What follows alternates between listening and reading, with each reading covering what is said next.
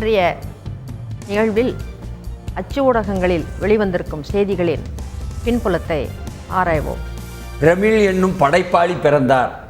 அதாவது கவிஞர் பிரமிழ் என்ற மிகவும் மகத்தான ஒரு படைப்பாளி திரிகோணமலை இலங்கையில் பிறந்து ஆனால் தமிழ்நாட்டிலேயே இங்கேயே வளர்ந்தவர், வாழ்ந்தவர். இல்லை, அவரை கவிஞர்னு மட்டும் சொல்ல முடியாது. அவர் 20 வயசாக இருக்கும்போதே இலங்கையிலிருந்து இங்கே தமிழ்நாட்டுக்கு வந்துட்டுருக்காரு. அதுக்கப்புறமேல புதுமை பித்தன், பாரதி இவர்களுக்கு பின்னால் கவிதை, நாடகம், மொழிபெயர்ப்பு, எழுத்து, அப்புறம் விமர்சனம் அப்படின்ற பல துறைகளிலும் முத்திரை பதித்தவராக அவர் இருக்கிறாரு. இது தவிர சிற்பம், ஓவியம், மெய்யியல் இதிலெல்லாம் கூட அவருக்கு மிகப்பெரிய ஒரு திறமை இருந்திருக்குது. காலம் பூராவும் இலக்கியம், ஆன்மீக தேடல் என்றே தான் அவர் வாழ்ந்திருக்காரு. மொத்தம் 131 கவிதைகள், அவருடைய கவிதைகள் நமக்கு கிடைச்சிருக்கு. ஆனால் அவர் வாழும் காலத்தில் அவருடைய நூல்களை பதிப்பிக்கிறதுக்கு அவர் மிகப்பெரிய கஷ்டத்தைப்பட்டிருக்கிறாரு. அவருடைய மறைவுக்கு பக்கத்தில் தான் அந்த காலகட்டத்துக்கு நெருக்கத்தில் காலசுப்ரமணியன் சொல்லிட்டு ஒரு பேராசிரியர், அவருடைய கடுமையான முயற்சியின் பலனாக இன்றைக்கு நமக்கெல்லாம் அவருடைய நூல்கள் எல்லாமே கிடைச்சிருக்கு. அவருடைய லங்காபுரி ராஜ்யம், ஆயி இது மாதிரி அந்த கதைகளும் நமக்கு கிடைச்சிருக்கு. 1997 வருஷத்தில் அவர் இறந்திருக்காரு. அவருடைய அந்த கவிதை நூல்களினுடைய தலைப்பை பார்த்தீங்கன்னா கண்ணாடிக்கு உள்ளிருந்து இப்படி வித்தியாசமான தலைப்புகளாக இருக்கும். ஒரு சிறகிலிருந்து பிரிந்த இறகு ஒன்று ஒரு பறவையின் வாழ்வை எழுதி செல்கிறது. காற்றின் தீராத பக்கங்களில் பறவையின் வாழ்வை எழுதி செல்கிறது என்பதாக ஒரு கவிதை. ஆமாம், இதில் உங்களுக்கு கவிதையின் நயம், அழகு, ஆன்மீக தேடல், இது மாதிரி பல விஷயங்கள் வெளிப்படக்கூடியதாக இருக்கும் அவருடைய படைப்புகள் எல்லாமே. வாழ்நாள் முழுதும் இங்கே வாழ்ந்து கடவுச்சீட்டு, அடையாளச்சீட்டு எதுவுமே இல்லாமல் மறைந்து போன ஒரு மனிதர். அதாவது இலங்கைக்காரராக இருக்க கண்டு அந்த நாட்டின் குடியுரிமை பெற்றவராக இருந்ததனால், திரிகோணமலையிலிருந்து இங்கேயே வாழ்ந்து கொண்டிருந்ததனால், அவர் வாழ்ந்து மறைந்த காலத்தில் அவருடைய எழுத்துக்கள் மாபெரும் கடவுச்சீட்டுகளை பெற்றன. அவருடைய எழுத்துக்கள் மாபெரும் அடையாள சீட்டுகளை பெற்றன. பாரதிக்கு பிறகு புதுமை பித்தனுக்கு பிறகு என்ற மாபெரும் அடையாளத்தை தமிழ் கூறும் நல்லுலகில், எழுத்துலகில், இலக்கிய உலகில் பெற்றார். ஆனால் அவருக்கு கடவுச்சீட்டு இல்லை, அடையாள சீட்டு இல்லை. இதே மாதிரி தான் நம்ம ஜிகே மூப்பனார் கூட வெளிநாடு போவதற்கு பாஸ்போர்ட்டே வச்சுக்கலாம் சொல்லுவாங்க. அந்த அளவுக்கு பாலுமகேந்திராவும் அப்படி இருந்தவர் தான். திரிகோணமலையில் 1939 ஏப்ரல் 20 பிறந்தார். 1960 இறுதிகளில் இலங்கையிலிருந்து சென்னைக்கு வந்தார்.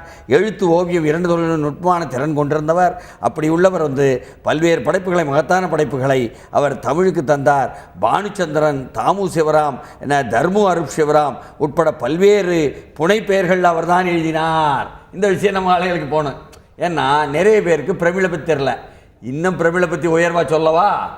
அது தமிழீழ தேசிய தலைவர் மேதகவே பிரபாகரன் பிரமிழிடம் கேட்கிறார், நமது தமிழீழ தேசியத்திற்கு, விடுதலை பெற்ற தமிழகத்திற்கு ஒரு நாட்டு பற்று பாடல் ஒன்று வேண்டும் என்று பிரமிழ் எழுதி கொடுக்கிறார். எவ்வளோ பெரிய மகத்தான விஷயம் பாருங்க. இதெல்லாம் அமைதியாகவே இருந்து சாதித்த ஒரு மாபெரும் ஆளுன்னு சொன்னால், சீசு செல்லப்பா நடத்தி வந்த எழுத்து பத்திரிகையில் தனது 20வது வயதில் எழுதத் தொடங்கினார். கவிதைகளையும் விமர்சனங்களையும் நீங்கள் சொன்ன மாதிரி பல்வேறு செய்திகளை எடுத்து போட்டு மிகச் சிறப்பாக இந்த ஏடு மட்டுமே அதை போட்டிருக்கிறதுன்னு சொன்னால், நேற்றைய நாள் உள்ளபடியே சிவந்தி ஆதித்தனுடைய 2வது நினைவு அஞ்சலி என்பதாக நேற்று உள்ளபடியே அது ஒரு பெரிய அளவுக்கு அணிதிரண்டு வந்தார்கள் எனும் பொழுது டாக்டர் பா. சிவந்தி ஆதித்தனாருடைய 2வது ஆண்டு நினைவு தினம் நேற்று கடைபிடிக்கப்பட்டது. இதையொட்டி சென்னை போயர் தோட்டத்தில் உள்ள அவரது நினைவு இல்லத்தில் தினத்தந்தி இயக்குனர் சி. பாலசுப்ரமணிய ஆதித்தன் மலர்தூவி அஞ்சலி செலுத்தினார். அருகில் மாலதி சிவந்தி ஆதித்தன், பா. சிவந்தி ஆதித்தன், ஜெயராமையா, அனிதா குமரன், காவிய சரத் என்று உள்ளனர் என்பதாக எடுத்து தினத்தந்தியில் போட்டிருந்தாலும், நேற்று பார்த்தீங்கன்னா வரிசையில் தலைவர்கள், பிரமுகர்கள் எல்லாருமே யாரும் விடலைங்க. அந்த அளவுக்கு Kumari Anandan, Kanimozhi MP, doctor Tamilisai Soundararajan, Sarathkumar, Ernavur Narayanan, G K. Vasan, Soundara Murugan, G K. Mani, A K. Moorthy, Anitha Radhakrishnan MLA, Thol Thirumavalavan முன்னாள் MP, Jayadurai, N R Dhanapalan, Seeman, Charubala Tondaiman, karate Thiagarajan, Rajkumar, கவிஞர் காசி முத்துமாணிக்கம், காயல் இளவரசு வரிசைப்படுத்தினா, இது தவிர விஜி சந்தோஷம், நெல்லை நெடுமாறன், கடலூர் ஜெயச்சந்திரன், முத்துப்பாண்டியன், சின்னமணி நாடார், வெள்ளை பாண்டியன், நம்ம வியாபாரிகள் சங்கம், சந்திரன் ஜெயபால், பத்மநாபன், எஸ்ஆர் சாதித்தன், ராமராஜன், தண்டுபத்து ஜெயராமன், தண்டுபத்துனா தூத்துக்குடி பக்கத்தில் இருக்கிற கிராமங்க, அங்கே ஏஎம் விக்ரமராஜா, ராவணன் ராமசாமி, சிங்கு, மயிலை சந்திரசேகர், கலைப்புலிதானு, நடிகர்கள் K Raja, Vijayakumar, Rajesh, S V Sekar, Murugan, Vasudevan, K Natarajan, மலர்தி அஞ்சல் சேர்த்தனா நேற்று உள்ளபடியே பல்வேறு செய்திகளுக்கு மத்தியில் அவருடைய விளையாட்டுத் துறையில் அவர் முன்னே சென்றது நமக்கெல்லாம் நினைவுக்கு வருகிறது. துப்பாக்கி சுடுதலில் கூட பிரசிடென்ட்டாக இருந்தார். அதாவது ஃபயரிங் கிளப்னு இந்தியாவில் ஒன்று இருக்கு. அதில் தலைமை தாங்கினார்னு சொன்னால் என்ன, குறிபார்த்து படக்கூடிய சுடக்கூடிய தன்மை உள்ளவர். இதை யார் சொல்கிறா? ஜார்ஜ் பெர்னாண்டஸ் அமைச்சராக இருக்கும் பொழுது சென்னை வருகிறார், நம்மை சந்தித்து பேசி கொண்டிருக்கிறார். அப்பொழுது அவருடன் இணை அமைச்சராக இருந்த திக்விஜய் சிங் வருகிறார். ஜவஹர்லால் நேரு பல்கலைக்கழகத்தினுடைய மாணவர் தலைவராக நெருக்கடி காலத்தில் தலைவராக போனதால் நேதாஜி என்று அழைக்கப்படக்கூடிய திக்விஜய் சிங் அவர் சொல்கிறார், நான் துப்பாக்கி சுடும் கிளப்பில் இருக்கிறேன், நான் சிவந்தியாரை போய் பார்க்கணும். ஏன்னு கேட்டால் அவர் தலைமை தாங்கிறாரு. இங்கும் பொழுதுதான் ஏப்பா இவ்வளோ பெரிய விஷயமெல்லாம் இருக்கா என்ற விஷயத்தை தமிழ்நாட்டில் தமிழ் கூறும் நல்லுறவுக்கு நிறைய பேருக்கு தெரியாத விஷயங்களிலெல்லாம் தானே முன்னின்று ஒரு ஊடகத்தை நடத்தி கொண்டிருப்பவர். விளையாட்டுத்துறையில் அவருடைய சாதனை, அவருடைய பங்களிப்பு அளப்பரியது. துப்பாக்கி சுடுதலாம் அப்படிதான். தவிர கல்வி நிலையங்களையும் பலது ஏற்படுத்தியிருக்கார். பாலிடெக்னிக்கல், நல்லழகு பாலிடெக்னிக்கல்லாம் அவர் உண்டாக்கியது தான். அதாவது சென்னையில் இலவச மருத்துவ முகாம், நலத்திட்ட உதவிகள் என்பது கூட நேற்று நடந்த செய்திகள் எல்லாம் எடுத்து வந்திருக்காங்க. ரத்த தானமெல்லாம் கொடுத்துருக்காங்களே, ரத்த தானமெல்லாம் கொடுத்துருக்காங்க நேற்று. ஆமாம், அதுதான் அதே போல் நேற்று ராகுல் காந்தி இறங்கிட்டாரா? டெல்லியில் இறங்கினோன்னே ஒரு மாபெரும் நேற்று பல்வேறு மாநிலங்களிலிருந்து வந்த விவசாய சங்க தலைவர்கள் எல்லாம் பார்த்து பேசினார். பல்வேறு மாநிலங்க அப்படியே நான் லட்சக்கணக்கான விவசாயிகள் நேற்றெல்லாம் பார்த்தா அவர்களுக்கு மோடி ரீபேயிங் கார்பரேட்ஸ் ராகுல் அப்படின்ட்டு அண்ணா சாலை ஆங்கிலேயோட முதன்மை செய்தியாக போடும் அளவுக்கு ஐயா தேர்தல் நேரத்தில் அந்த கார்பரேட்டுகளில் பெருமுதலாளிகள்கிட்ட வாங்கினாங்க ஐயா, வாங்கினதுக்கு அவர்களுக்கு பதில் கொடுக்கணும் இல்லை, அந்த பதில் கொடுப்பதுக்குத்தே இந்த நிலம் கையகப்படுத்தும் மசோதாவை அப்படின்னு அவர் சொன்னார். அதே தான் சோனியா காந்தியும் சொன்னாங்க. அதுக்கு மோடி உடனடியாக பதில் சொல்லியிருக்காரு. அவர் எம்பிக்களுடைய பயிலரங்கம் ஒன்று நடத்துகிறாங்க. அந்த பயிலரங்கத்தில் அவர் என்ன சொல்லியிருக்கிறாருனாக்கா, இது மாதிரி தவறான ஒரு பிரச்சாரம் செய்யப்படுகிறது. நான் ப்ரோ புவர் தான், ஏழைகளுக்கானவன் தான், பல நலத்திட்டங்கள் கொண்டு வந்திருக்கிறேன். நாடு முழுவதிலும் தூய்மைப்படுத்துதல், அதுக்கப்புறம் கழிப்பறைகளை ஏற்படுத்துதல், பெண் குழந்தைகளை அழிக்காமல் இருப்பதற்கு பாடுபடுதல், அவர்கள் கல்வி வளர்ச்சி பெறுதல். குறிப்பாக அவர் சொல்லியிருக்கிறாரு, நமது முஸ்லீம் பெண்களும் தலித் பெண்களும் கல்வி அறிவு பெற வேண்டும் என்பதற்கான பல திட்டங்களை நான் வச்சுக்கிட்டு இருக்கிறேன்.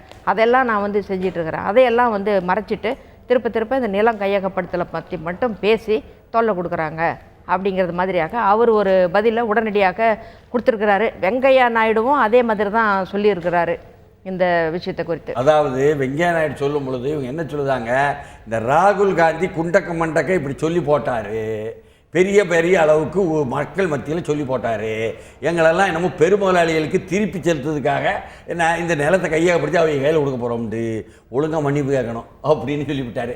அதனால் இது பெரிய வில்லங்கமாக தான் இருக்குது. ராகுல் சோனியா டேக் ஆன் மோடி சர்க்கார் என்பதாக நீங்கள் சொன்ன அந்த விவசாயிகள் சங்கத்தினுடைய மாபெரும் விவசாயிகளுடைய பேரணியை காங்கிரஸ் கட்சி நடத்தி அதில் ராகுல் காந்தியும் சோனியா காந்தியும் மோடி அரசாங்கத்தை புடின்னு பிடிச்சி அப்படி செஞ்சாங்கன்னு சொன்னால் என்ன, நாங்கள் ஏழைகள் ஆதரவு தான் ஐயா என்று மோடியும் சொல்லுகிறாரு என்று சொல்லும் பொழுது உள்ளபடியே நாங்கள் ஏழைகளுக்கு ஆதரவாக இருப்பதை கண்டு பெருமைப்படுங்கள்னு மோடி சொல்றாரு. அவர் வெங்கையா நாயுடு என்ன சொல்லிட்டாருனாக்க, இந்த நிலம் கையகப்படுத்தலை பற்றி பேசுவதற்கு உங்களுக்கு தகுதியே இல்லை, ஏன்னா நீங்களும் அதையே தான் செஞ்சீங்க. அப்படியாக நீங்கள் கையகப்படுத்திய நிலங்களை திருப்பி அந்த விவசாயிகளுக்கு கொடுத்துட்டீங்கன்னா அதுக்கப்புறம் நீங்கள் இதை பற்றி பேசலாம் அப்படின்னு சொல்லியிருக்காரு. அதே சமயம் மத்திய அரசின் திட்டங்களை மக்களிடம் கொண்டு செல்லுங்கள்ட்டு ஏழைகளுக்கு பாடுபடுகிறோம் என்பதாக எம்பிக்களுடைய கூட்டத்தில் மோடி பேச, என்ன இப்படி காங்கிரஸ் தான் அரசியல் ஆக்குதுன்னு வெங்கையா நாயுடு சொல்கிறார். அப்படி இருக்கும் பொழுது Congress BJP on warpath over land bill ஜோசல் to be seen as farmers messiah என்று செய்திகள் எல்லாம் வரும்பொழுது இந்த இன்று பாராளுமன்றம் கூடுகிறது, மறுபடியும் இரண்டாவது கூடுது. விவசாய நலன்களை பாதுகாக்க காங்கிரஸ் போராடும்னு காங்கிரஸ் உறுதியாக சொல்ல, இன்னொரு பக்கம் காங்கிரஸ் போராட்டத்தை எதிர்த்து Punjab chief minister takes a dig at Congress Kisan rally, Punjab என்பது விவசாயிகளுடைய ஒரு முக்கியமான தளம் இருக்கும் பொழுது அங்கே இருக்கின்ற முதலமைச்சர் காங்கிரஸை உடுன்னு விட்டுக்கிட்டு இருக்கிறாரு என்ற நிலையில் தான் ஏழைகளுக்கு ஆதரவானது. இவங்க சொல்ல இல்லைன்னு அவங்க சொல்ல, இந்த நீங்க சொல்லக்கூடிய நாடாளுமன்றம் அந்த மசோதா எப்படி இருந்தாலும் மக்களவையில் நிறைவேற்றப்பட வேண்டும் என அவசர சட்டம் அமைத்து ஜனாதிபதி கையெழுத்து போட்டதுனால அது இப்போ இருக்குது. ஆனாலும் அவங்களால மேல் சபையில் அது நிறைவேற்ற முடியாது, அதில் சிரமம் இருக்குது. மக்களவையில் அதிகப்படியான எண்ணிக்கையில் பிஜேபி மெம்பர்கள் இருக்கிறதுனால அங்கே நிறைவேற்றப்பட்டு விட்டது. இங்கே சரத் யாதவ் போன்றவர்கள் இது எக்காரணத்தை கொண்டு நிறைவேற்றப்படக்கூடவே கூடாது அப்படின்னு தீர்மானமான முடிவில் இருக்கிறாங்க. எதிர்க்கட்சிகள் அனைத்தும் ஒன்று சேர்ந்து அதை எதிர்ப்பதாக இருக்கிறாங்க. அதைத்தான் ஒரு மாத இடைவேளைக்கு பின்னர் நாடாளுமன்றம் இன்று கூடுகிறது. நில மசோதா பிரச்சனை மீண்டும் புயலை கிளப்பும் அப்படின்னு சொல்லி நிலம் கையகப்படுத்தும் மசோதாவை நிறைவேற்ற மத்திய அரசு தீவிரம்.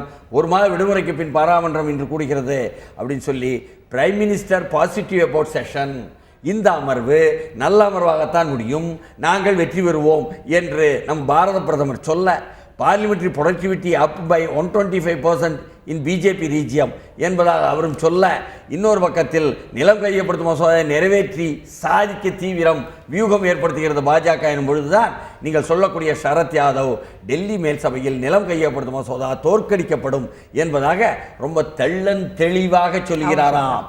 அதே சமயத்தில் நிலம் கையக சட்டத்தை எதிர்த்து மே 14ஆம் தேதியில் சிறை நிரப்பும் போராட்டம்னு இந்திய கம்யூனிஸ்ட் கட்சி அறிவித்திருக்கு. அப்படி இந்திய கம்யூனிஸ்ட் கட்சி வேறு சில விஷயங்களையும் சொல்லியிருக்குது. சத்துணவு ஊழியர்களுக்கு ஆதரவாக நடவடிக்கை எடுக்கப்பட வேண்டும் ஏன்னா அவங்களுடைய கோரிக்கையில் நிலம் கையகப்படுத்தும் சட்டத்தை மே 14 முதல் பல்வேறு கட்ட போராட்டத்தை இந்திய கம்யூனிஸ்ட் கட்சியினுடைய தேசிய செயலாளர் டி ராஜா அறிவித்து இது அகில இந்திய ரீதியில் அது ரயில் மறியல் தர்ணா எல்லாம் செய்யறோம்னு சொல்லியிருக்கிறாங்க. அங்கே இங்கே முத்தரசனும் அதை தான் சொல்லியிருக்காரு, இங்கேயும் அதே மாதிரி செய்ய போகிறோம். தவிரவும் இந்த சத்துணவு ஊழியர்களுடைய கோரிக்கையை மனசில் வச்சு அதையும் நாங்கள் ஏற்றுக்கிட்டு செய்ய போகிறோம். இல்லை 1 லட்சம் பேருக்கு மேலே சென்னையை நோக்கி வர்றாங்க ஐயா. நேற்றெல்லாம் பார்த்தீங்கன்னா காட்சி ஊடகத்தில் நம்ம சத்துணவு ஊழியர்கள் வரப்போகிறோம் ஐயா, சென்னைக்கு வரப்போகிறோம் ஐயா, முதலமைச்சரை 1 லட்சம் பேர் சந்திக்க போகிறோம் ஐயா சொல்லிவிட்டாங்க. இப்போ முதலமைச்சர் எங்கே ஓடி போவார் நமக்கு தெரியாது என்றால் அவங்க பிரச்சனையை கூப்பிட்டு பேசி தீர்த்தா என்னைய அடிப்படை மக்கள்னு கேட்டால், இதே மாதிரி விவசாயிகள் பிரச்சனையில் நிலம் கையகப்படுத்தும் மசோதாவை எதிர்த்து விவசாயிகள்லாம் போராடினாங்களே, திருச்சியில் போராடினவங்களை பிடிச்சி கொண்டு போய் வச்சாங்களே, விவசாய சங்க தலைவர் பிடிச்சாட்ட விவசாயிகளை சிறையில் நிர்வாணமாக்கி சித்திரவதை செய்கிறார்கள். அப்போ தமிழகத்தினுடைய திருச்சியில் இருக்கக்கூடிய காவல்துறையை பற்றி ஒரு புதியதொரு குற்றச்சாட்டு வந்திருக்கிறது என்பதையும் கூட கவனத்தில் எடுத்து பார்க்கணும்னா, இந்த விஷயத்தை எல்லாம் எடுப்பதற்குத்தானே இடதுசாரிகள் இருக்கிறார்கள், இடதுசாரிகள் கட்சிகள் இருக்கின்றன. அந்த இடதுசாரி கட்சியில் மார்க்சிஸ்ட் கட்சி தானே இந்தியாவில் பெரிய கட்சி என்று சொல்லப்படுகிறது. அப்படி நாடாளுமன்ற பாதையில் இருக்கின்ற இடதுசாரி கட்சியில் மார்க்சிஸ்ட் கட்சி பெரிய கட்சி என்றால், அந்த பெரிய கட்சியினுடைய அகில இந்திய மாநாடு காங்கிரஸ் என்று அழைக்கிறார்களே, அது நடந்து நிறைவு பெற்று லட்சக்கணக்கான மக்களை எல்லாம் கூட்டி அவர்கள் விசாகப்பட்டினத்தில் காட்டினார்களே, Yechury is new CPM chief. Sitaram யெச்சூரியை தேர்வு பண்ணியிருக்காங்க 5வது முறையாக. இவருக்கு முன்னால் பிரகாஷ் காரத் 10 ஆண்டுகள் இருந்திருக்கிறாரு. ஸோ இப்போ இவர் தேர்வு முதல் முறையாக சீதாராம் வர்றாரு. இவர் முதல் முறையாக வர்றதுனாலையும் கடந்த 20 வருடங்களாக அந்த சென்ட்ரல் கமிட்டி மெம்பராக இருந்திருக்காரு. சென்ட்ரல் கமிட்டி மெம்பர் மட்டுமல்ல, பொலிட் பியூரோ உறுப்பினர், தலைமை அரசியல் தலைமை குழு உறுப்பினராக இருந்தார். ஸோ இப்போ தேர்ந்தெடுக்குது. ஆனால் இந்த தேர்தல் எந்த பிரச்சனையும் இல்லாமல் நடக்கும்னு எதிர்பார்த்தாங்க, நடந்திருக்கு. பட் ராமச்சந்திரன் பிள்ளை கடைசி நேரத்தில் அவருடைய நாமினேஷனை வாபஸ் வாங்கிக்கிட்டாரு. இது பினராயி விஜயனுடைய கோஷ்டிக்கு ஒரு தோல்விதான் அப்படின்னு கருதப்படுகிறது. பார்ட்டி ரீகாஸ் பொலிட் பியூரோ என்பதாக Yechury has unenviable task on hand என்பதாக CPM to fight anti people policies என்பதாக போடும்பொழுதுதான் நீங்கள் சொல்லக்கூடிய செட்பேக் டு பினராயி ஃபேக்ஷன். அதாவது அதிகமான எண்ணிக்கையில் பிரதிநிதிகள் கேரளாவில் இருந்து வருகிறார்கள், அங்கிருந்து மாநில செயலாளர் பினராயி விஜயன் வருகிறார். அந்த பினராயி விஜயன் உள்ளபடியே யெச்சூரியுடன் நல்லுறவு உடன்பாடு இல்லை. பிரகாஷ் கரத் முடிந்து போய் செல்கிறார் தன்னுடைய பொறுப்பை. அந்த பிரகாஷ் கரத்துடன் பினராயி விஜயனுக்கு இருக்கக்கூடிய நல்லுறவில் பினராயி விஜயனுக்கு போட்டியாக VS அச்சுதானந்தன் என்ற முன்னாள் முதல்வர் இருந்தாரே, அவரை கீழே இறக்கிவிட்டார்கள் அவர்களுடைய மாநாட்டில் கேரளாவில். அதற்கு பிறகு பினராயி விஜயன் யெச்சூரியுடன் உடன்பாடு இல்லை என்று புத்ததேவ பாசுவையும் சரி அச்சுதானந்தனையும் சரி 2 பேரையும் வயது காரணமாக இல்லை வேண்டான்னு சொல்லிட்டாங்க. ஆனால் சிறப்பு அழைப்பாளர்களாக அழைச்சிருந்தாங்க. ஆனால் புத்ததேவ பாசு அதுக்கு வரலை அப்படின்ட்டு ஒரு செய்தி நமக்கு அது கிடைச்சது. செய்திங்க. ஆனா வரலாறு என்னன்னா, வி.எஸ். அச்சுதானந்தன் பொலிட் பியூரோவிலிருந்து இறக்கப்பட்டு அது பினராயி விஜயனுக்கும் வி.எஸ். அச்சுதானந்தன் நடந்த மோதலில் பிறகு பிரகாஷ் கரத் அகில இந்திய பொதுச் செயலாளர் பினராயி விஜயனுக்கு சார்பாக இருந்தார் என்ற ஒரு நிலைப்பாட்டில் அங்கே வி.எஸ். அச்சுதானந்தன் மாநில செயற்குழு கூட எடுக்கப்படாமல் ஒரு மாநில மாநாடு முடிந்தது. அதற்கு பிறகு இந்த அகில இந்திய மாநாடு நடக்கிறது. இதில் பினராயி விஜயன் எடுத்த முயற்சி என்பது எப்படியாவது ராமச்சந்திரன் பிள்ளை என்ற அந்த கேரளாவைச் சேர்ந்தவரை கொண்டு வந்து விட வேண்டும் என்ற முயற்சி. அப்பொழுது நீங்கள் சொன்னது போல பொலிட் பியூரோ என்ற தலைமை குழுவிற்குள் அவர்கள் தேர்ந்தெடுக்கிறார்கள் 15 பேரை. அந்த 15 பேரில் ஒருவரை பொதுச் செயலாளராக அவர்கள் தேர்வு செய்ய வேண்டும். அப்படி தேர்வு செய்யும் பொழுது யெச்சூரியா அல்லது ராமச்சந்திரன் பிள்ளையா என்ற கேள்வி வருகிறது. அப்படி வரும்பொழுது பொலிட் பியூரோவில் யாரெல்லாம் இருக்கிறார்கள் என்று கேட்டீங்கன்னு சொன்னால், சீதாராம் யெச்சூரி இருக்கிறார், பிரகாஷ் கரத் முன்னாள் பொதுச்செயலாளர் இருக்கிறார், ராமச்சந்திரன் பிள்ளை இருக்கிறார், பிமன் பாசு பெங்காலிலிருந்து வந்தவர் இருக்கிறார், மாணிக் சர்க்கார் அந்த முதலமைச்சராக இருக்கக்கூடிய திரிபுராக்காரர் இருக்கிறார், பினராயி விஜயன் மாநில செயலாளர் கேரளா இருக்கிறார், ராகுல் இருக்கிறார், பிருந்தா கரத் இருக்கிறார், கொடியேறி பாலகிருஷ்ணன் இன்றைக்கு மாநில செயலாளராக கேரளாவில் ஆயிருப்பவர், பினராயி விஜயன் முன்னாள் மாநில செயலாளர் இருக்கிறார், எம்ஏ பேபி கேரளாவில் இருந்து வந்தவர் இருக்கிறார், சூரியகாந்த மிஸ்ரா இருக்கிறார், ஏகே பத்மநாபன் தமிழ்நாட்டிலிருந்து சென்றவர் பொலிட் பியூரோவில் இருக்கிறார். அவர் யார்? ஏகே பத்மநாபன் அசோக் லேலண்டில் ஏற்கனவே மேனேஜ்மெண்ட் எம்ப்ளாயியாக இருந்து அதிலிருந்து ஓய்வு பெற்று சிஐடிக்கு வந்தவர், மொழிபெயர்ப்பாளர் என்பதாக இருக்கிறார். ஹன்னன் முல்லா இருக்கிறார், முகமது சலீம் இருக்கிறார், சுபாஷன் அலி பெண்கள் இயக்கத்தில் சுதந்திர போராட்டத்தில் இருந்து வருகிறாரே, அவ்வப்பொழுது கட்டுரை எழுதுவார் அண்ணா சாலையாங்கிலேட்டில், அவர் இருக்கிறார். ஜி ராமகிருஷ்ணன் முதன்முறையாக பொலிட் பியூரோவுக்கு அரசியல் தலைமை குழுவுக்கு தேர்ந்தெடுக்கப்படுகிறார். நம்முடைய வாழ்த்துக்களையும் அவருக்கு நாம் சொல்லுவோம். ஏற்கனவே 7 பேர் இருக்காங்க தமிழ்நாட்டில் இருந்ததுல. ஏற்கனவே 7 பேர் இருக்கிறாங்க. 7 பேர் பொலிட் பியூரோவில் இருக்க முடியாது. 15 பேர் தான் மொத்தமே பொலிட் பியூரோவில் 16 பேர் தான். அதில் என்ன 5 பேர் வரை கேரளாவில் இருந்து இருக்கிறார்கள் என்பதுதான் அதிகமான எண்ணிக்கை. தமிழ்நாட்டிலிருந்து ஏகே பத்மநாபனும் ஜி ராமகிருஷ்ணனும் மட்டும்தான் இருக்காங்க. மத்திய குழுவில் நீங்க சொல்லக்கூடியவர்கள் இருக்காங்க. ஏன்னா மத்திய குழுவில் வந்து வாசுகி இருக்காங்க, கே வரதராஜன் இருக்காரு, கேவி இருக்காரு என்பதாக சிவந்தது விசாகப்பட்டினம் என்பதாகவும் செய்திகள் வர செங்கடல். என்னன்னா இன்னொரு விஷயம், நம்ம பிரகாஷ் காரத் ஒரு விதத்தில் சென்னையோட தொடர்புடையவர், மெட்ராஸ் கிறிஸ்டின் ஸ்கூல், அப்புறம் தாம்பரம் கிறிஸ்டின் காலேஜ் இதிலெல்லாம் படித்தவர். அந்த முறையில் அவருக்கு ஒரு தொடர்பு. இவருக்குடைய தொடர்பு என்னன்னு கேட்டிங்கனாக்கா, இவர் இந்த கோஷா ஹாஸ்பிட்டல் என்று சொல்லப்பட்ட தற்போது கஸ்தூரிபாய் காந்தி ஹாஸ்பிட்டல் என்று அழைக்கப்படுகிற அந்த ஹாஸ்பிட்டலில் பிறந்திருக்கிறார் அவர். இப்போ சென்னை கனெக்ஷன் என்பதாக அதை எடுத்து அண்ணா சாலை ஆங்கிலேயர் போடும் பொழுது 2 பேருமே பேச தொடங்கும் போது தமிழ் சரியா பேச வராததுக்கு மன்னிச்சுக்கங்கன்னு சொல்லி தான் பேச்ச ஆரம்பிப்பாங்க.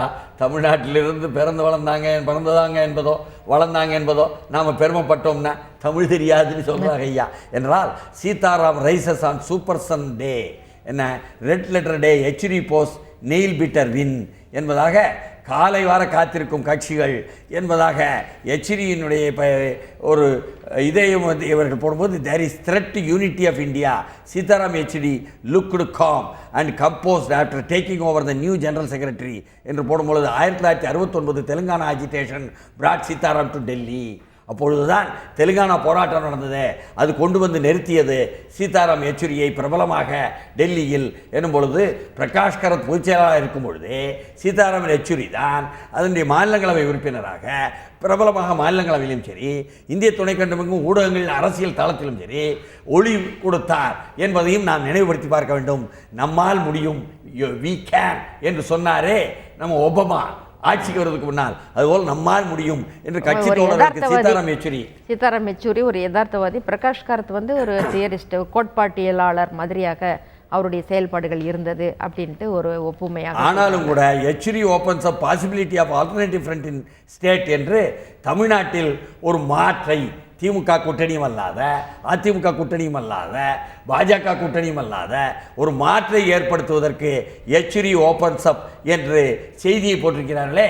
ஏனென்றால் ஜி.கே. வாசன் வாழ்த்து கொடுக்கிறார், அதே வாழ்த்து சொல்லியிருக்காரு உடனே. ஆமா, இப்படியாக வாழ்த்துக்களும் வந்து சேர்ந்திருக்கின்றன. ஆனால் பரவாயில்ல, ஏதோ தமிழர்களுக்காக பேசுவோம்னு இந்த அகில இந்திய மாநாடு என்று அழைக்கப்படக்கூடிய காங்கிரஸில் அவங்க மார்க்சிஸ்ட் கட்சி, ஐயா நியாயமான விசாரணை பண்ணணும் ஐயா, ஈழத்தமிழர்களை கொன்று குவிச்ச மனித உரிமை மீறலுக்கு, போர் குற்றத்திற்கு என்ன அளிப்புன்னு சொல்லுவாங்களா சொல்ல மாட்டாங்களா தெரில அப்படின்னு சொல்லிவிட்டாங்க. இது ஒரு நல்ல விஷயந்தான் என்றால், இதே மாதிரி நல்ல விஷயம் நேற்று என்ன பண்ணிட்டாரு பாமக வழக்கறிஞர் பாலு, காலையில் ஊடகவியலாளர் கூட்டம்னு கூட்டி, ஏன்னா நம்ம சென்னையில் 20 பேர் கொல்லப்பட்டார்களே தமிழர்கள் ஆந்திராவில், படுகொலை செய்யப்பட்டார்கள் இங்கிருந்து போன கூலி தொழிலாளர்கள். அதை பத்தி அவர் பேசுறாரு. பேசும்போது அவங்க போட்டிருக்கிற எஃப்ஐஆர் கூட்டிட்டு வந்து அவங்களே பேசுறாங்க, அவங்களே சொல்றாங்க, அந்த 20 பேரும் கொல்லப்பட்டதை குறித்து 2 எஃப்ஐஆர்கள் போடப்பட்டிருக்கு. முதல் தகவல் அறிக்கை பதிவு செய்யப்பட்டிருக்கு. அந்த முதல் தகவல் அறிக்கையை படித்து பார்க்குற யாருக்குமே அது வந்து பொய்யானதுன்னு சொல்லிட்டு தெரியும். ரெண்டாவது, அதில் சொல்லப்பட்டிருக்கிற அந்த விஷயமும் அந்த டிஐஜியாக இருக்கக்கூடிய எஸ்டிஎஃப்னுடைய டிஐஜியாக இருக்கக்கூடிய காந்தாராவ் சொல்கிற விஷயமும் மாறுபடுது. முதல் தகவல் அறிக்கை என்ன சொல்லுதுன்னா, நாங்கள் உள்ளே போனோம் காட்டுக்குள்ளார, அங்கே ஒரு சிறிய குழு வந்து அந்த மரம் வெட்டும் இதில் ஈடுபட்டிருந்தது. உடனே அந்த டிஎஸ்பி வந்து எச்சரித்தார். அவங்க யாரும் அது வந்து காதில் கேட்டுக்கல. தவிர அவங்க கையில் இருந்த துப்பாக்கிகளை உருவினார்கள், அதில் இருந்த 3. அதுக்கு பின்னால் தான் நாங்கள் சுட்டோம் அப்படின்னு ஒரு செய்தி இவங்க சொல்கிறாங்க அந்த எஃப்ஐஆரில். தவிர எஃப்ஐஆரில் ஒரு தவறு என்ன அப்படின்னு கேட்டிங்கன்னா, எப்பவுமே இந்த மாதிரியான ஒரு இதுக்கு நிகழ்வுக்கு போகும்பொழுது போகக்கூடிய அந்த காவல்துறை அணியில் இருக்கக்கூடிய அதிகாரிகள் யார், காவலர்கள் யார், அவங்களுடைய எண் என்ன அப்படின்றதெல்லாம் குறிக்கப்படும். இந்த எண் கொண்ட இந்த குழு இந்த வேட்டைக்கு போகுது அப்படின்னு சொல்லிட்டு போடுவாங்க. ஆனால் அது மாதிரி எதுவும் குறிக்கப்படவே இல்லை. இது சந்தேகத்தை ஏற்படுத்துவதாக இருக்கிறது. ரெண்டாவது, நேற்று நீங்கள் சொன்ன மாதிரி வந்திருந்தக்கூடிய அந்த பாதிக்கப்பட்ட குடும்பத்தில் இருக்கிற பெண்கள் வந்து சொல்கிறாங்க, ஒரு அம்மா, என்னுடைய கணவர் வந்து டெய்லர் வேலை பார்க்குறவருங்க, அவர் வந்து என்ன காரணத்திற்காகவோ வந்து ஆந்திரா போயிருக்கிறாரு, அவருக்கு இந்த மரம் வெட்டுற தொழிலெல்லாம் தெரியாது அப்படின்னு அந்த அம்மா சொல்கிறாங்க. இன்னொரு அம்மா என்ன சொல்லுது, எங்கள் கணவர் வந்து ஆந்திராவில் வந்து பெயிண்ட் அடிக்கிறதுக்கு வேலை இருக்குன்னு சொல்லி அதுக்காக தாங்க புறப்பட்டு போனார் அப்படின்னு அந்த அம்மா சொல்லுது. ஆகவே பாலு சொல்கிறாரு, இந்த குடும்பங்களில் வந்து படித்தவர்கள் இருக்கும் பட்சத்தில் அவங்களுக்கு வந்து அரசு பணி வழங்குவதற்காகவும் அவங்களுக்கு வந்து ஒரு குடும்பத்துக்கு 1 கோடி ரூபாய் கொடுக்கணும் அப்படிங்கிறதாகவும் அவர் வந்து சொல்கிறார். ஆந்திர அரசு கொடுக்கணும். ஆமாம், அதாவது தமிழ்நாடு அரசு வேலை கொடுங்க, ஆந்திர அரசு நிர்பந்திங்க இப்படிலாம் சொல்கிறாங்களே. அதில் புள்ளி விவரமாக சொல்லியிருக்கக்கூடிய இந்த ஆங்கிலேயர் என்ன எடுத்து போடுதாகண்டா, ஐயா நீங்கள் வந்து 7ஆம் தேதி அதிகாலையில் சுட்டியோ இங்கேயோ சச்சினோட பண்டா என்ற இந்த சேஷாச்சலம் காட்டிலேயே ஒரு பகுதியை, அதாவது சச்சினோட என்று சொன்னால் அது வந்து டெட்டு, பண்டா பண்டா என்றால் வந்து ஸ்டோனு, டெட் ஸ்டோனு என்பதாக ஒரு இடத்துல 11 பேர் உடல் கடந்துச்சு என்பதாக காட்டுதியோ, பிறகு பக்கத்தில் என்ன கீழே குண்டா என்பதாக இன்னொரு படத்தை காட்டுதாவோ, அது 2 கிலோமீட்டர் பக்கத்தில் இருக்குது. 5:30 மணிக்கு இந்த சச்சினோல் பண்டாவில் 11 பேர் கொல்லப்பட்டார்கள் நேரடி மோதலில் என்பதாக நீங்கள் எஃப்ஐஆர் முதல் தகவல் அறிக்கையை சந்திரகிரி காவல் நிலையத்திலே பதிவு செய்திருக்கிறீர்கள். 6 மணிக்கு 2 கிலோமீட்டர் தள்ளி இருக்கக்கூடிய இந்த அடுத்த காட்டு பகுதியில் இப்படி மோதலில் சுட்டுக் கொல்லப்பட்டிருக்கிறார் என்பதாக பதிவு செய்திருக்கிறீர்கள். அப்போ இங்கே ஒரு மோதல் நடந்துச்சுன்னு சொன்னால் உடனடியாக அங்கே அதனுடைய பாதிப்பு இருக்காதா, சத்தம் கேட்காதா, ஓடி போயிட மாட்டாங்களா என்பதெல்லாம் நாட்டு மக்களுக்கே சிந்தனைக்கு விட்டுட்டாவா. இவர் சிறிய குழுக்கள்னு சொல்கிறாங்க எஃப்ஐஆரில். அந்த காந்தாராவ் சொல்கிறாரு, 100 பேர் வெட்டி கொண்டிருந்தார்கள், அவங்க 100 பேர் மேலே நாங்கள் வந்து எச்சரிக்கை விடுத்தோம், அவங்க எங்களை கல் எறிஞ்சு தாக்க தொடங்கினாங்கன்னு. எஃப்ஐஆர் என்ன சொல்லுதுன்னா, அவங்க ஆயுதங்களை எடுத்தார்கள்னு, இவர் வந்து கல்லால் எறிந்தார்கள்னு இவர் சொல்கிறார். இது மாதிரி நிறைய முரண்பாடுகள் இருக்குது. அதனால தான் அவர் என்ன சொல்கிறாரு, இந்த காந்தாராவை கைது செய்ய வேண்டும், அவர் வந்து சிபிஐ விசாரணைக்கு உட்படுத்த வேண்டும். அப்படி உட்படுத்தினால்தான் இது பெண்ணணியில் யார் இருந்தவங்கன்னு சொல்லிட்டு அந்த விஷயமெல்லாம் தெரிய வரும். இதுக்கு மூளையாக இருந்து செயல்பட்டவர்கள் எல்லாருமே வந்து ஆந்திராவை சேர்ந்தவர்கள் தான். அவங்கெல்லாம் சுதந்திரமாக அங்கே உலவிக்கிட்டு இருக்காங்க. அவங்க மேலே இதுவரை எந்த நடவடிக்கை எடுக்கவே இல்லை. தமிழ்நாட்டை சேர்ந்த அந்த கூலி தொழிலாளர்கள் தான் படுகொலை செய்யப்பட்டிருக்கிறார்கள். இதற்கு நியாயம் வேண்டும்னு கேட்குறார் பாலு. அது சரியானது. அதாவது red sanders smuggling kingpins close to TDP claims PMK. Telugu Desam கட்சி என்ற அங்கே ஆட்சியில் அமர்ந்திருக்கக்கூடிய கட்சிக்கு வேண்டியவர்கள் என்ன நெருக்கமானவர்கள் தான் அங்கு பெரிய முதலாளிகளாக இருக்கிறார்கள், இந்த மூளையாக செயல்படுகிறார்கள், இந்த செம்மர கடத்தலை செய்பவர்கள். அவர்கள் மீது எந்த நடவடிக்கை எடுக்கவில்லை, அதனால்தான் சிபிஐ விசாரணை வேண்டும் என்று கேட்கிறோம் என்பதாக சொல்கிறார். உள்ளபடியே நேற்றெல்லாம் என்ன நடக்கும் முந்தா நேத்துண்டா, திருவண்ணாமலைக்கு வந்து அந்த அனைத்து உடல்களையும் அங்கே இருக்கக்கூடிய அந்த 6 உடல்களையும் முழுக்க பார்த்தார்கள்.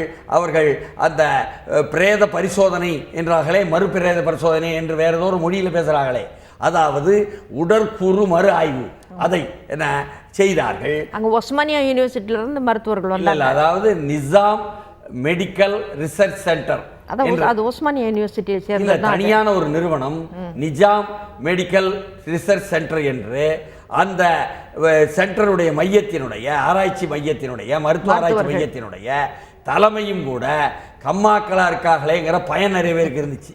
ஆனாலும் கூட வந்தவர்கள் நல்ல தேர்ந்த ஒரு கான், ஒரு பெரிய மருத்துவர், இன்னொருத்தர் ஆசிரியராக முதல் ஒரு இதே போன்ற உடல் கூறு மறு ஆய்வு செய்தார்களே சந்திரபாபு நாயுடு ஆட்கள் திருப்பதியில், அந்த குழு மருத்துவர் குழு வந்துச்சு.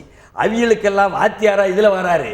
வந்தால் அவங்களை பார்க்குற பார்வையும் நடத்துகிற விதத்திலையுமே முதல் உடற்கூறு மறு ஆய்வு அறிக்கை என்பது அவர்களுக்குள் விவாதிக்கப்பட்டு விட்டது என்பதாகவும் சொல்லப்பட்டது என்பதாகவும் அங்கே உயர்நீதிமன்றத்தில் கொண்டு வந்து வைக்கப்படவில்லை என்பதுதான் நமக்கு தெரியும் என்பதாகவும் நாம் புரிந்து கொள்ள முடியுது. அப்படி இருக்கும்போது இவங்க பயந்து சாவராவோ பொய்யா எழுதியிருப்பாவோ போல் இருக்குது, இவிய அது சரியாக கராராக பண்ணுவாவோ போல் இருக்குது. இப்படி ஒரு நம்பிக்கையோடு நம்ம இருந்தால் வழக்கறிஞர் சொல்லுதாரு நேற்று ஊடக கூட்டத்தில், ஐயா நல்லா வரும்னு எதிர்பார்க்கும், ஐயா வல்லண்டா நாங்கள் உச்சநீதிமன்றம் போவோம் ஐயாங்காரு. அந்த அளவுக்கு அது சாட்சிகளுடன் அருகிலே இருந்து சுட்டார்கள் என்ற ஆதாரங்களுடன் சோபிஸ்டிகேட்டட் வெப்பன்ஸ் நவீன ஆயுதங்களை பயன்படுத்தினார்கள் என்ற உத்தரவாதங்களுடன் அதையும் தாண்டி அவர்கள் பிடித்து வைத்துத்தான் ஒரே இடத்தில் சுட்டுக் கொல்லப்பட்டார்கள் என்பதையும் கூட நிரூபிக்கும் ரீதியில் தான் அந்த போஸ்ட்மார்ட்டம் ரிப்போர்ட் என்பது இருக்கும் என்ற எதிர்பார்ப்பில் தான் தமிழர்கள் இருக்கிறார்கள் என்று சொன்னால் 20 வேளை படுகொலை செய்தவர்களுக்கு தூக்கு தண்டனை விதிக்க வேண்டும் என்றும் கூட அந்த உண்மையறியும் குழு என்றிருந்து கேட்டார்கள் பொழுது, ஐயா நம்ம ஒன்று நினைவுபடுத்தணும், அவசரப்பட்டு உணர்ச்சி வசப்படுத்தியோ இப்படித்தான் மரண தண்டனையும் எதுக்கும் மரண தண்டனையும் முழுக்க எதுக்கும் இந்தியாவில் அரசியல் சட்டத்திலிருந்து மரண தண்டனை நீக்கணும்னு சொல்லுதோம், உலக ரீதியாக மரண தண்டனை எதுக்கணும்னு பொது ஐநா சொன்னதை நாங்கள் ஏற்றுக்கிட்டோம் எல்லாம் சொல்லக்கூடிய பல்வேறு பேர், மனித உரிமை ஆர்வலர்கள் பேசக்கூடிய பல்வேறு பேர் ராஜபக்சேக்கு தூக்கு தண்டனை போடுன்னு கோபத்தில் சொல்லிடுவாங்க. அந்த மாதிரி நீங்கள் தூக்கு தண்டனை போடுன்னு சொல்லுதீங்களே உள்ளபடியே சுட்டவங்களுக்கு, அதை கொஞ்சம் மாற்றி பேசுங்க ஐயா. பெண்கள் தான் இந்த நாட்டில் நிர்பயா விஷயத்தில் பெருமையாக வரும்பொழுது 8000க்கு மேற்பட்ட பெண்கள் அமைப்புகள் எல்லாம் எழுதினார்களாம் அந்த குழுவுக்கு, விசாரணை குழுவுக்கு, நீங்கள் மரண தண்டனை கூடாது எப்படியானாலும் என்று எழுதினார்களாம். அந்த சென்சிட்டிவிட்டி ஆண்களுக்கும் வேண்டும் ஐயா நாம சொல்ல வேண்டியிருக்கு. அப்படின்னா செம்மரக்கடத்தலை தடுக்க 100 கோடியில் வேலி என்பதாக அந்த கிருஷ்ணா ரெட்டி என்று அழைக்கப்படுகின்ற வனத்துறை அமைச்சர் கோபாலகிருஷ்ண ரெட்டி சொல்லுதாராம். இந்த கோபாலகிருஷ்ண ரெட்டி தான் இன்னொரு ரணில் விக்ரமசிங்கே மாதிரி முந்தா நேற்று எங்க காட்டுக்குள்ள வந்தா சுட்டுப்பிடுவோம் தெரியும்ல, இது ஒரு ஆரம்பம் தான் அப்படின்னு சொல்லி சொன்னாரு. 200 பேரை சொல்லுவோம் சொல்லுவாரு போல. அப்படி சொல்லக்கூடிய கோபாலகிருஷ்ண ரெட்டி அவர்களை 100 கோடி ரூபாயை வேலியா போட்டிருக்கீங்கன்னா சேஷாச்சலம் காட்டுக்கு என்ன அர்த்தம்? உங்களுக்கு அந்த செம்மரத்தில் இருந்த அரசாங்கத்திற்கு அதிகாரபூர்வமாகவோ அதிகாரபூர்வமற்றோ உங்களுக்கு பல லட்சம் கோடி வரப்போகுதுன்னு அர்த்தம். அப்போ பல லட்சம் கோடி வரப்போகுது ஐயா சந்திரபாபு நாயுடுடைய ஆட்சி அதிகாரத்தில் உள்ளவர்களுக்கு. அதனால சந்திரபாபு நாயுடு ஒரு முக்கியமான குற்றவாளியாகவே கொண்டாடணும் ஐயா. தெரியாமல் இதை செய்யணும் ஐயா. வெறும் மனித உரிமை மீறல் அல்ல, வெறும் இன அழிப்பு என்பதாகவும் கூட தமிழர்கள் தான் கொல்லப்படுகிறார்கள் என்பது மட்டுமல்ல, அதையும் தாண்டி என்ன ஒரே நேரத்தில் கொஞ்சம் செய்யப்பட்ட படுகொலை என்பது மட்டுமல்ல, பிடித்துத்தான் கொன்றார்கள் என்பது மட்டுமல்ல, அதையும் தாண்டி உலக சந்தைக்கு நீ சீனாவிற்கு விற்பதற்காக, ஜப்பானுக்கு ஏற்றுமதி செய்வதற்காக அதிகாரபூர்வமற்ற முறையில் ஏற்கனவே IUCNும் MOEFும் கொடுத்த வழிகாட்டெல்லாம் மீறி நீ அதிகாரபூர்வமற்ற முறையில் இதை கொடுத்து அதன் மூலம் உனக்கு தலைநகர் அமராவதியில் கட்டுவதற்கு செய்கிறாய் என்ற குற்றச்சாட்டை நேற்றெல்லாம் PUCL ஒரு கூட்டத்தை போட்டு காஞ்சிபுரத்தில் நடத்துகிறாங்க. அதில் பேசுகிறாங்க. இந்த 15ஆம் தேதியிலிருந்து அடுத்த மாதம் 29ஆம் தேதி வரை மீன்பிடி தடைக்காலம் போட்டாங்களா?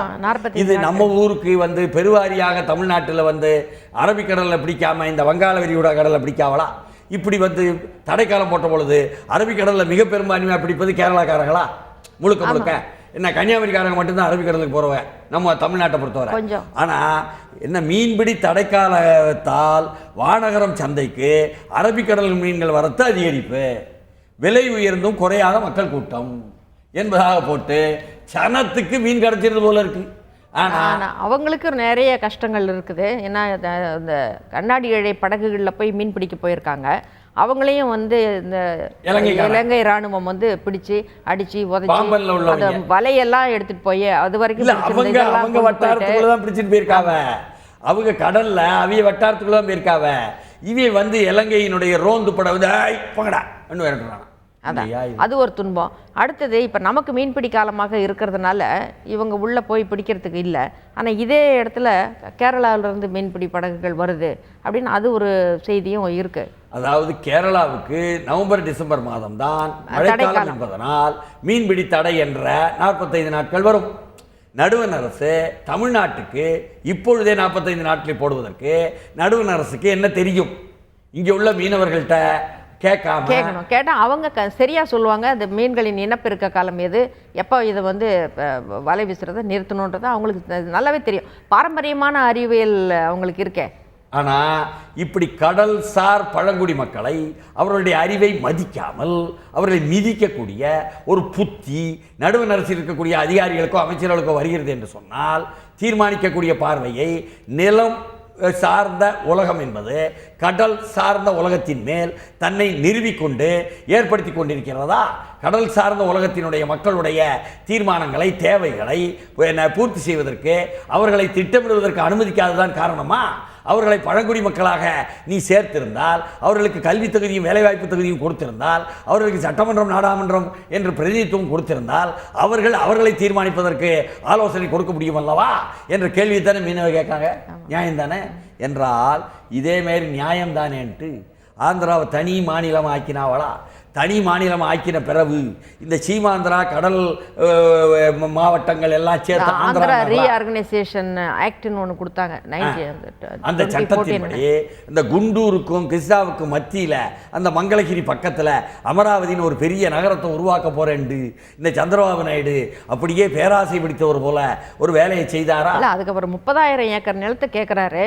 அது வந்து தாடேப்பள்ளி, துள்ளூர், மங்களகிரி இந்த மாதிரியான பகுதிகளை உள்ளடக்கியதாக இருக்கு.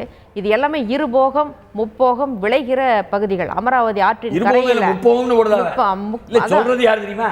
இந்த கட்டுரையில் eye on capital loss in vision, அதாவது தலைநகரை கட்ட வேண்டும் என்ற கண்ணில் ஒரே பார்வையில் அதை பற்றிய ஒரு தொலைநோக்கு பார்வையை இழந்தவர்கள் என்று தலைமை வதாகி கட்டுரை போடுபவர் யாருன்னா நடுவண் அரசால் என்ன, அதாவது சிவராமகிருஷ்ணன் என்ற chairman of the central policy research கொள்கை ஆராய்ச்சிக்கான தலைவராகவும் என்ன நடுவண் அரசில் chairman of the government of India appointed expert committee on AP capital, Andhra பிரதேசத்தில் தலைநகரை உருவாக்குவதற்காக ஒரு நிபுணர் குழுவை யூபிஏ காலத்திலேயே ஏற்படுத்தியது. அந்த நிபுணர் குழுவினுடைய தலைவராக இதே சிவராமகிருஷ்ணன் இன்னும் இருந்திருக்காரு. அவரே கட்டுரை எழுதுறாரு. சந்திரபாபு நாயுடு செஞ்சது தப்பு, இப்போ சொல்லுங்க இந்த கதையை என்றால் என்ன? அதில் என்னென்ன ஏராளமான விவசாயிகளே வந்து இழப்பீடு கொடுக்கறத பற்றி சந்தோஷமாக முன் வர்றோம் நாங்கள் வந்து நிலத்தை கொடுக்கறதுக்குன்னு சொல்கிறாங்க. எதனாலன்னா அவங்களுடைய கவனம் முழுக்க அந்த பணம் வந்து ஒரு லம்பாக கிடைக்குது, அதை வாங்கி கார் வாங்கலாம், டிவி வாங்கலாம், ஃப்ரிட்ஜ் வாங்கலாம் அப்படின்ற மாதிரி இருக்குது. ஆனால் அப்படி செய்கிறதன் மூலமாக இது கண் விற்று சித்திரம் எப்படி வாங்க முடியும்? அந்த போல ஒரு நிலைமை தான் வந்து சித்திரம் வாங்கக்கூடிய நிலைமை தான் அவங்க மங்களகிரி பகுதியினுடைய விவசாயிகள். ஆமாம், அதான் அப்படின்னு அவர் சொல்றாரு.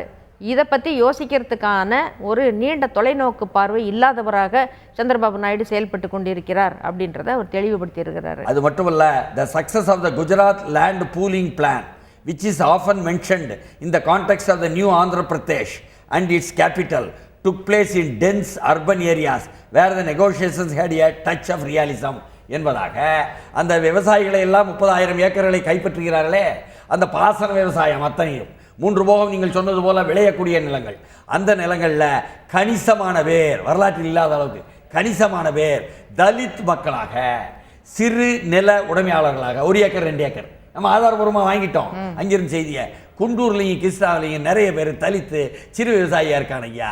அவங்க நிலத்தையும் சேர்த்து தானே பறிக்க, வேறு ரோட்டில் வந்து தானே நிற்பேன், அதுக்கு என்னையா செய்ய போகிற, நீ வந்து 30,000 ஏக்கர் வேணுமா ஐயா உனக்கு என்ற கேள்வியை அவரை பார்த்து கேட்கணும்.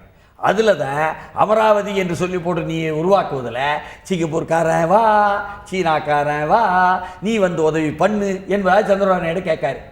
இப்பொழுதுதான் செம்மரக் கடத்தல் விவகாரத்தில் இந்த செம்மரக் கடத்தலை தனிநபர்கள் கடத்தக்கூடாது, தனி முதலாளிகள் கடத்தக்கூடாது, கூலி குறைவாக கேட்பதற்காக தமிழ்நாட்டு தொழிலாளர்களை கொண்டு வந்து கடத்தினால் அவர்களை நாங்கள் கொல்லுவோம், படுகொலை செய்வதன் மூலம் செம்மரக் கடத்தலை தனியார் செய்யாமல் தடுத்து அரசாங்கமே அனைத்தையும் எடுத்து அதிகாரபூர்வமற்ற முறையில் அனைத்து நாட்டினுடைய உலக விதிகளை எல்லாம் மீறி கூட நாங்கள் சீனாவுடன் உறவு வைத்துக்கொண்டு பரிமாற்றம் செய்து அதன் மூலமாக நாங்கள் அமராவதி என்ற நகரை கட்டுவோம், அவர்கள் உதவியை வாங்குவோம். அதற்காக 2008ஆம் ஆண்டு சீனாவில் நடந்த ஒலிம்பிக்காக 2006ஆம் ஆண்டே நாங்கள் அதிகாரபூர்வமற்ற முறையில் இங்கிருந்து செம்மரத்தை அனுப்புவதற்காக ஆந்திராவினுடைய அன்றைய அரசாங்கம் ஒய்எஸ்ஆர் அரசாங்கம் ஏற்பாடு செய்து அப்படிப்பட்ட ஒரு எக்ஸ்கியூஸ் இந்த முறை மட்டும் அப்படின்னு சொல்லி வாங்கினாவலாம். பிறகு நீங்கள் மறுபடியும் கடத்தும் பொழுதுதான் நம்ம சென்னையினுடைய துறைமுகத்தில் இதெல்லாம் விதியை மீறுது போ அப்படின்னு சொல்லிட்டாவலாம். இத்தனை விஷயமும் நாம் ஏற்கனவே வெள்ளிக்கிழமையே சொன்னோம் இந்த நிகழ்ச்சியில். அந்த அளவுக்கு கொடூரமாக ராம்தேவ் என்ற பாஜகவினுடைய கூட்டணியில் இருக்கக்கூடிய யோக குருதே முதல்ல இந்த செம்மரக் கடத்தலை இதுக்கு சீனாவுக்கு செய்வதற்கும் தனக்கு கொண்டு வந்து அதிலிருந்து ஹெர்பல் என்ற ஒரு மருந்தை தயார் பண்ணுவதற்கும் செய்தார் என்ற வரலாற்றை எல்லாம் ஆதாரபூர்வமாக எடுத்து சொன்னோம். அந்த ராம்தேவ் மூலம் தான் சந்திரபாபு நாயுடுக்கு இந்த விஷயம் வந்துச்சு போல 9 மாதம் முன்னால் கூட்டணிக்குள்ளே உள்ள இந்த விவரம் என்பதாகவும் எடுத்து போட்டதை நாம் எடுத்து சொன்னோம். இதனால் நாம் இப்பொழுது கேட்பதெல்லாம் இந்த தலைநகரை கட்டுவதற்கு இந்த அளவுக்கு தலையை கொடுத்து செய்கிறாயே, இந்த அளவுக்கு செலவழிக்கிறாயே, எத்தனையோ விஷயங்கள் இந்த ஆந்திர பிரதேஷில் இருக்கிறது. அப்படி இருக்கும்பொழுது அதையெல்லாம் rather than be bogged down by the issue of land of the capital, அங்கு Chandrababu Naidu to concentrate on the larger issues, பல்வேறு பெரிய விஷயங்கள் இருக்கின்றன இவர் எழுதுறாரு. என்னையா பெரிய விஷயம்னு கேட்டால் விவசாயிகளுக்கு நான் ரத்து பண்ணுவேன் என்ன வரியை பூரா என்றெல்லாம் சொல்லி போட்டு கடனை பூரா சொல்லிவிட்டு ஆட்சிக்கு வந்தார் 9 மாதம் முன்னால். ரத்து பண்ணலை, விவசாயெல்லாம் கொந்தளிப்பாக இருக்கேன். சரி, அது மட்டுமல்ல, ஓய்வூதியக்காரர்களுக்கு 4-5 மாதமாக ஓய்வூதியம் கொடுக்க இல்லை, அதுக்கு காசு இல்லைன்ற. ஆனால் 100 கோடியை கொண்டு போய் வேலி போடுதாங்க. என்ன அர்த்தம்? அப்போ பல லட்சம் கோடியை இப்படி அதிகாரபூர்வமற்ற ரீதியில் சாப்பிடுவதற்காக இது கொலைகார ஆட்சி மட்டுமல்ல, கொள்ளைக்கார ஆட்சியினுடைய கொலைகார செயல் என்பதாக நேற்று பியூசிஎல் கூட்டத்தில் பேசுகிறாவோ காஞ்சிபுரத்தில். அந்த அளவுக்கு இதில் வில்லங்க இருக்க ஐயானும் பொழுதுதான் நாம் இதே போன்ற இயற்கை விஷயத்தில் save water, stop fighting with other states என்பதாக நேற்று ராஜேந்திர சிங்னு சொல்லிட்டு ஒருத்தர் வந்திருக்காரு. அவர் வந்து தண்ணீர் மனிதன், கிட்டத்தட்ட நோபல் பரிசுக்கு இணையான ஸ்டாக்ஹோம் தண்ணீர் விருது என்பதை பெற்ற ஒருவர்.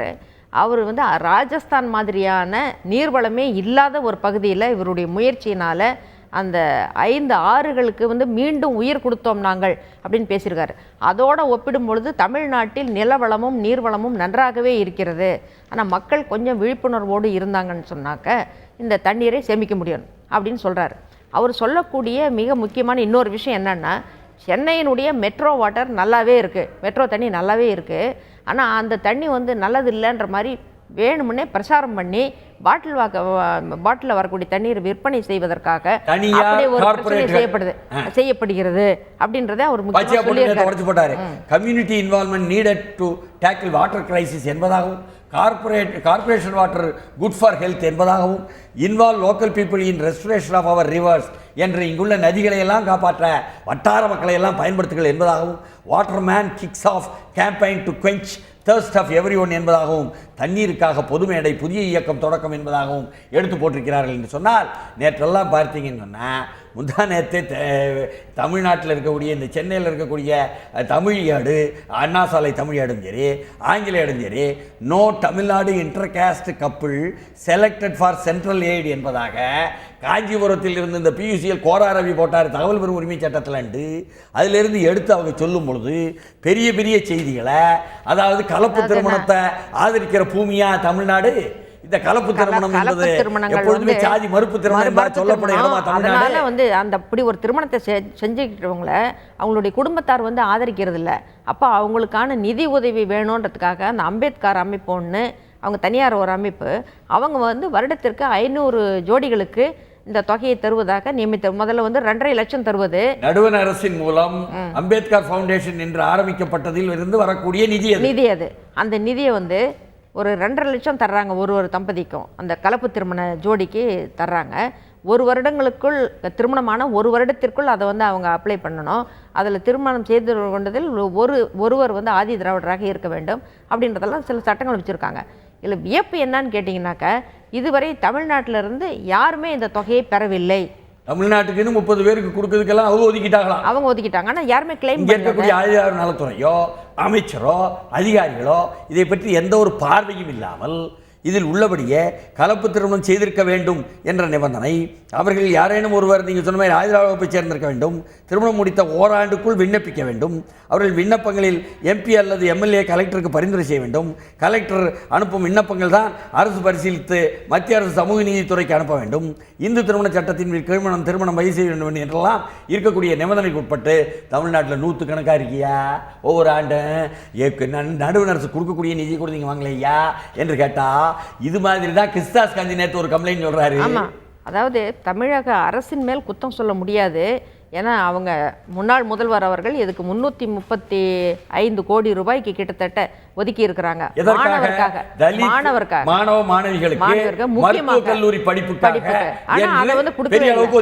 அங்கேயே சீட்டும் வந்து ஒரு 30 சீட்டும் ஒதுக்கி இருக்கிறாங்க. அந்த 30 சீட்டு வந்து இதுவரைக்கும் நிரப்பப்படாமலேயே இருக்கிறது. தனியார் சுயநிதி கல்லூரிகள். ஆமா, அதுக்கப்புறம் அவங்க என்ன சொல்லிடுறாங்கன்னா, ஏன்னா இந்த போஸ்ட் மெட்ரிக் ஸ்காலர்ஷிப் வந்து இவங்க தராததுனால அது தரப்படவில்லை. தராததுனாலனா பணம் இல்லைன்னு சொல்ல முடியாது. பணம் நிதி ஒதுக்கப்பட்டு தான் இருக்குது. ஆனா அந்த நிதியை வந்து சான்றிதழ் கொடுக்காததனால் இப்ப என்ன பண்றாங்க, அந்த தனியார் கல்லூரிகள் என்ன செய்யறாங்கன்னா, இது நிரப்பப்படாமல் இருக்கிறது அப்படின்றதுனால அவங்க இந்த 3 லட்சம் ரூபாய் பெற்று செய்யக்கூடிய அந்த மெடிக்கல் காலேஜ் சீட்டுக்கு பல லட்சம் ரூபாய் 30 லட்சம் ரூபாய் பெறுகிறாங்க. ஆமா, மாற்று சமூகத்துக்கு வாங்குறாங்கன்னு கிறிஸ்தாஸ் காந்தி குறிப்பிட்டு போட்டாரு. அதுலயும் கீழ்மட்டத்தில் உள்ள அதிகாரிகள் மேல்மட்டத்தில் உள்ள அரசியல்வாதிகள் நல்லது செஞ்சாலும் கெடுத்து போடுதாங்க ஐயா. இதெல்லாம் வந்து சிக்கலுக்கு வரும், ஓட்டா மாறும் ஐயா. தமிழக அரசை கவனிங்க. ஏன்னா India 5th biggest generator of e-waste in 2014 UN report என்று இந்த இணைய கழிவு இருக்குதே, இணையத்தை செய்வதற்காக உள்ள ஏற்படுகிற கழிவுகள் அதுல உலகத்திலே 5வது இடமா. இது பெருமைக்குரியதா கேவலம் ஐயா? ஐநா சொல்லுதையா என்றால் EU split over Brussels failure to host prime minister Modi என்று இந்த ஐரோப்பிய நாடுகளுக்கு இவர் சொல்றாரே, பிரான்ஸுக்கும் ஜெர்மனுக்கும் பெரிய நாடு அவையெல்லாம் இவையோட ஒப்பந்தம் போட்டாங்க. சிறிய நாடான இந்த நாடெல்லாம் பிரசல்ல உள்ள கூட்டத்தை மோடி வருவதை அவர்கள் ஏற்காமல் மறுத்தார்கள் என்ற செய்தியும், இவ்வளவு மோசமாக கூட எதிரான நிலை இருக்கிறதையா இந்திய அரசுக்கு என்ற செய்தியும் சொல்லி நாளை மெய்ப்பொருள் காண்பவர்களில் சந்திப்போம். நன்றி.